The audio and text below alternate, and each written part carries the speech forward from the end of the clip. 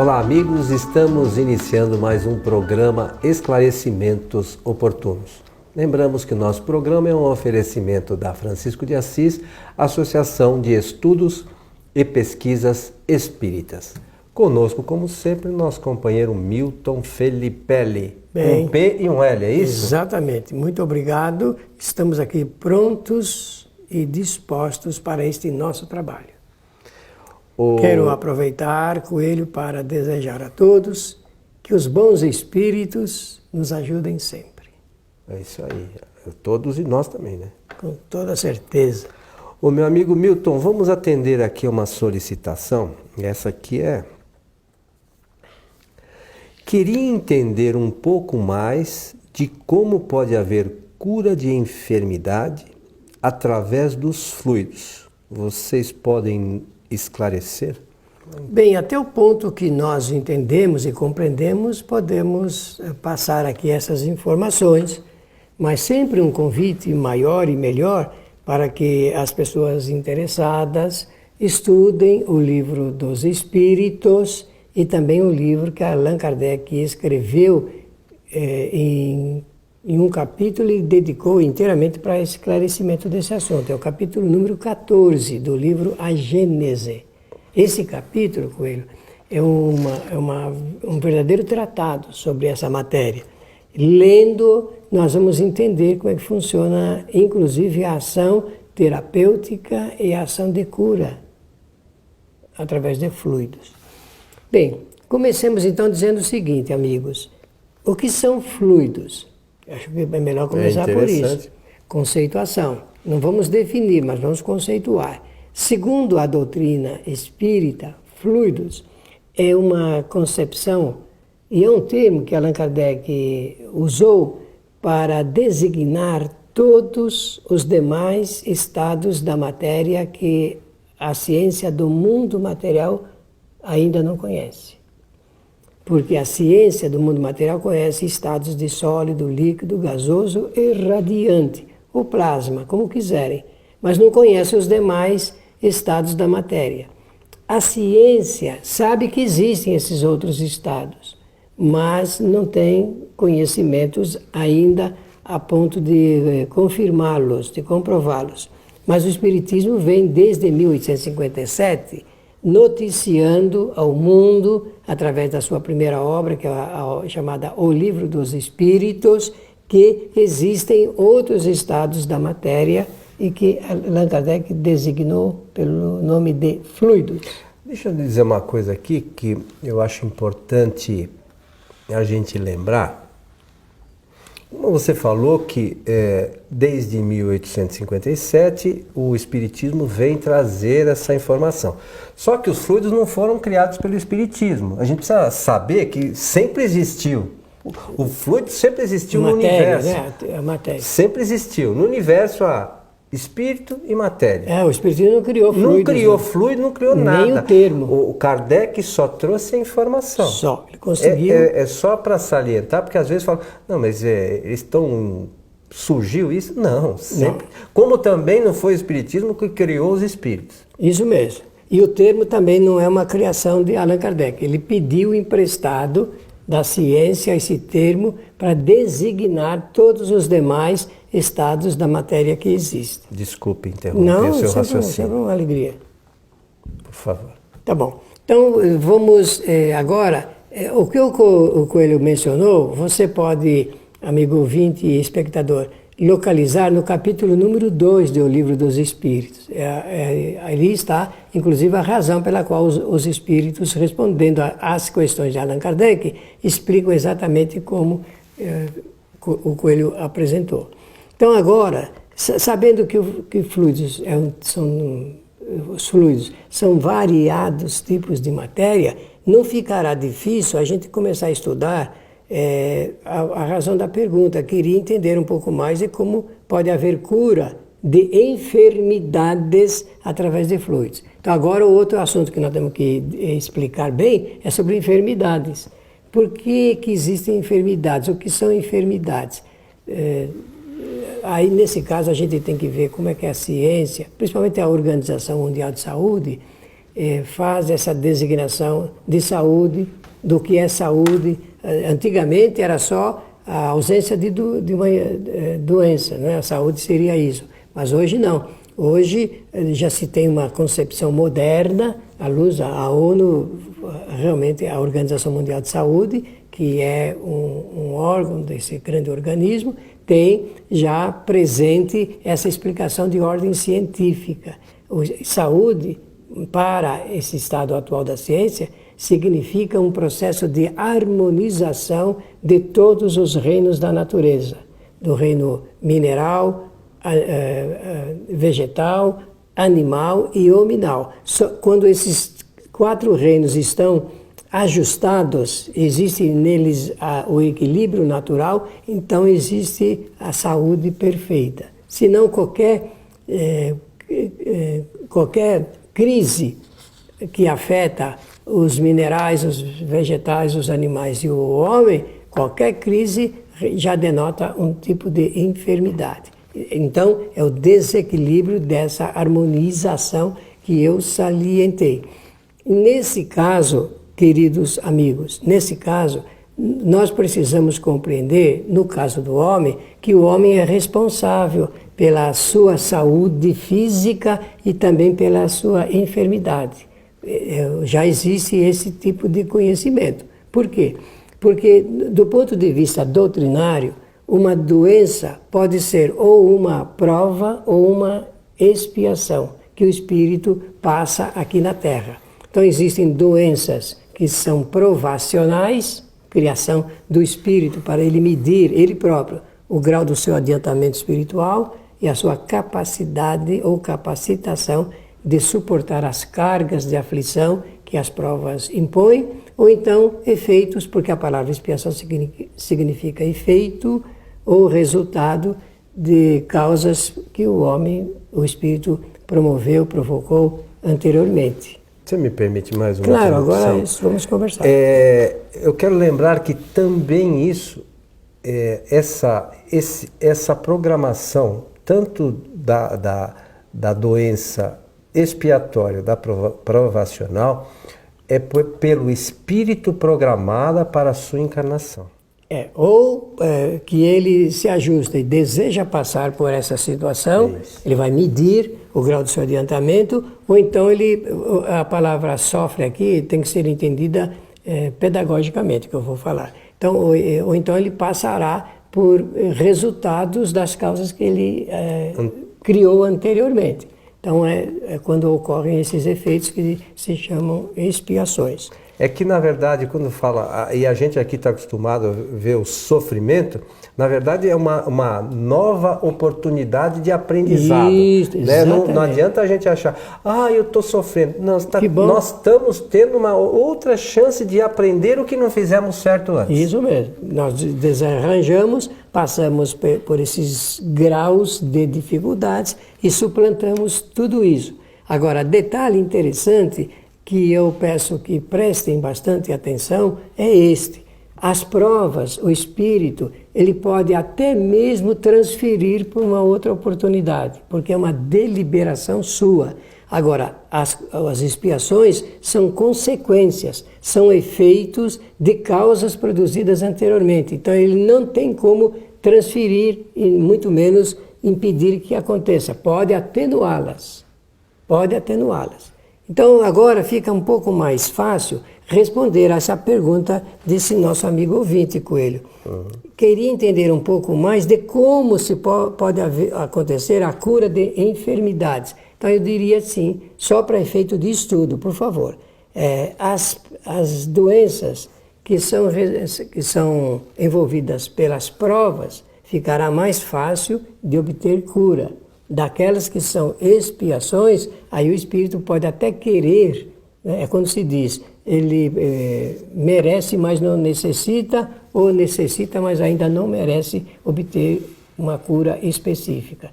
Então agora nós já sabemos e nem podemos nos surpreender quando ocorre uma cura para uma pessoa do mesmo tipo de doença que uma outra pessoa tenta o mesmo processo, mas não é curada. Então, os medicamentos podem curar uma pessoa, mas não curarão outra pessoa que tem o mesmo tipo de enfermidade. Deixa eu fazer uma pergunta para você, que nós recebemos muito essa pergunta no nosso site, e é interessante que, acho eu, né, que a gente esclareça. Nós estamos falando da cura, né? Por que a gente adoece, Milton? Toda enfermidade tem a ver com o espírito, constituição do espírito, dele estar estável ou instável, equilibrado ou desequilibrado. Um espírito desequilibrado, ele projeta sobre o seu corpo físico os reflexos dessa sua perturbação. E agora eu volto ou na prova ou na expiação. Certo. Mas o espírito programa essa doença. Agora tem uma outra questão. Você falou da expiação. Vamos pensar aqui. Ele projetou uma certa doença, e a doença, a gente falou há pouco, serve para a gente aprender ou reaprender alguma coisa. Pode acontecer, por exemplo, de eu programar uma doença como expiação para mim. Como prova. Como expiação, não. Expiação será sempre efeito de causas anteriormente. Tá, mas vamos imaginar que eu tenha essa doença que é efeito de causa anterior. Muito bem. Tá, vamos imaginar. Aí, a causa que gerou isso, nessa nova encarnação, eu aprendi. Vamos imaginar que tenha sido um erro do passado, que eu cometi um fato errado em encarnação anterior, e esse fato errado, agora eu aprendi. Essa doença pode desaparecer? Não, assim, do jeito como você mencionou... Ou pode ser curado? Pode ser atenuado, dependendo do comportamento, se mudados o pensamento do espírito, o pensamento, de acordo com as causas que ele produziu anteriormente, ele vai gerar umas causas melhores que, por certo, podem atenuar essas expiações desta encarnação. É aquilo que a gente aqui chama de sofrimento. Isso, atenuar. Tá. Atenuar. Mas dizer que ele vai eliminar como efeito, não é bem assim. Ele vai realmente, você disse bem, ele vai aprender, tudo é aprendizado, vai aprender, vai conscientizar-se do que ele produziu e ele melhorar os efeitos. No chamado Sermão do Monte, existe a frase de Jesus lá ligado com esse assunto das causas e as expiações. Não com essas palavras, mas a gente nota que para criar novos efeitos, nós precisamos criar novas causas. Então, retomando só, as doenças, sejam provas ou de expiação, eles sempre têm uma origem moral ligada. Com toda certeza, está sempre na razão direta. Até o nosso pensamento hoje, as pessoas contraem enfermidades só pela maneira como pensam das coisas, da vida, do semelhante. E a ciência já constata isso. Já está constatando. Tanto que existe um ramo dentro da ciência que estuda exatamente qual é, digamos, o quadro das emoções que resulta em determinados tipos de enfermidades. Olha que coisa interessante. Então nós precisamos tomar cuidado. Gostei muito da sua pergunta porque é uma provocação para nós entendermos que nós temos que saber fazer uso bom do nosso pensamento. O nosso pensamento, ele é condutor, criador, ele que dá resultados melhores ou piores, dependendo da forma como o espírito já aprendeu. Você está insistindo nisso, e eu concordo com a insistência, porque a pessoa precisa extrair das experiências novas lições. Vamos imaginar uma outra coisa. Duas pessoas que têm uma mesma doença. O problema do passado, vamos dizer que sejam doenças de ordem ligadas à expiação. Necessariamente a mesma doença, vamos imaginar que as pessoas perguntam sempre muito, o Alzheimer, por exemplo. Duas pessoas que têm Alzheimer, a origem necessariamente é a mesma da doença? Necessariamente não, porque digamos, aquela linha de fatores, porque nós estamos num planeta de provas e de expiações e precisamos entender que ou é uma coisa ou é outra. Mas entre uma e outra existe uma intermediação de linhas de acordo com o grau de evolução de cada espírito. Então dizer assim, a reação é do mesmo jeito para as duas pessoas? Não, não é do mesmo jeito. Só que do ponto de vista íntimo, interno do espírito, cada um vai extrair o conhecimento dessa experiência que está passando. Também de acordo com o seu nível evolutivo. De acordo com o seu nível evolutivo. E ninguém sofre mais do que ninguém sofre mais do que pode sofrer. Isso eu posso garantir em nome do Espiritismo. Porque existe uma frase de Jesus filosófica que ela pode ser levada para a condição de estudo da ciência, e a frase é a seguinte: o Senhor não coloca fardos pesados em cima ou sobre ombros leves. Isto é, cada um de nós está passando exatamente pela experiência de prova ou expiação que precisa passar, porque é o próprio Criador dessa situação. E lembrar também que, às vezes, ou quase sempre, a família está ligada a isso. E também não é por acaso que aquela pessoa doente está naquela condição, naquela família. Não passou uma cegonha e deixou cair. Um doente, vai nascer aí, é doente.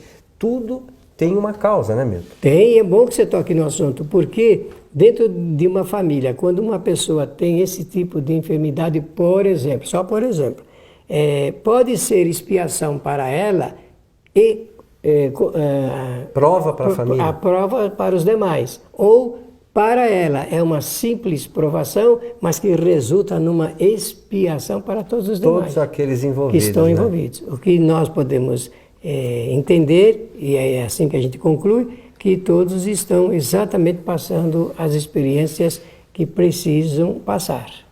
Ninguém passa por situação difícil por acaso, né, Milton? Não, como ninguém sofre por outro espírito.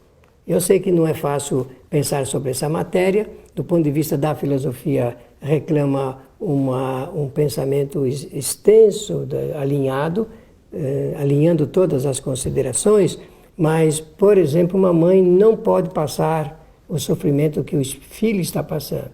Ela faz o que acontece, prestem atenção, por favor, nesse ponto, ela, pela observação do que ele está passando, ela cria o seu próprio sofrimento em decorrência desse processo empático, empatia, que ela cria com relação ao seu filho.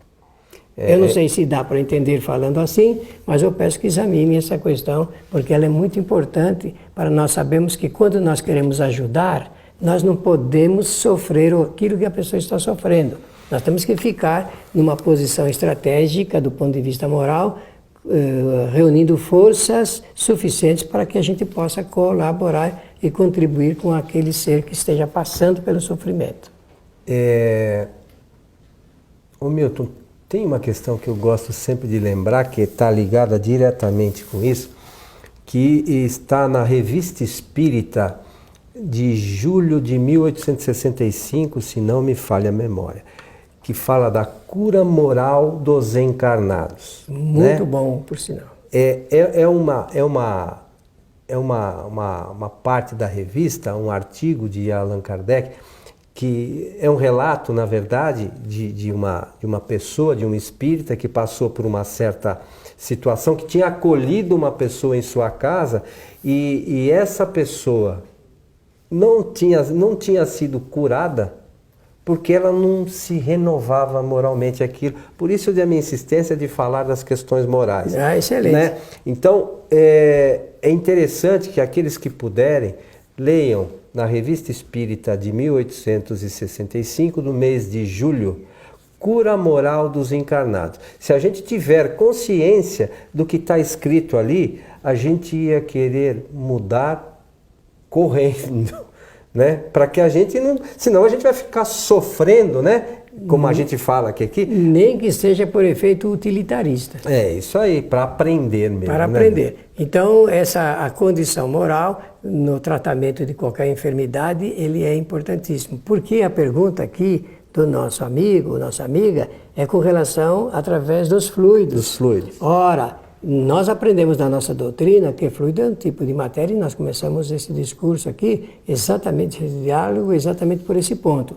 Então, para melhorar a qualidade fluídica, quanto melhor for a postura moral, melhor será essa qualidade. E a assimilação do próprio espírito, claro, dos fluidos que tem aí à disposição, né? Isso explica por qual razão a gente chega perto de uma pessoa, se sente muitíssimo bem, e chega perto de outra, se sente muitíssimo mal, entra numa casa e diz, olha, eu estou saindo dessa casa aí com uma dor de cabeça, atingido.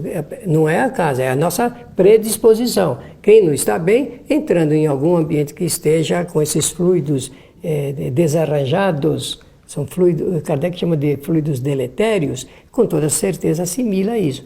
Para nós melhorarmos, nós precisamos também melhorar a nossa condição de ordem moral. E aí nós naturalmente melhoraremos as condições dos fluidos que nos envolvem. Por quê? Porque com o pensamento nós damos outra qualidade aos fluidos. E é isso que nós queremos sempre. Meu amigo Milton. Muito obrigado, foi excelente. Estamos chegando ao final aqui de mais um programa. A gente se empolga um pouco com a questão. Mas o estudo da doutrina é assim mesmo, né? Eu gosto muito de estar ao seu lado aqui em nosso programa. Pela atenção de todos, agradecer e desejar que os espíritos amigos bondosos nos ajudem sempre. Lembrando que este e outros programas, para você que nos ouve pelo rádio, podem ser assistidos em nosso site www.kardec.tv. Só isso, kardec.tv. A você que esteve conosco, o nosso abraço e até o nosso próximo encontro.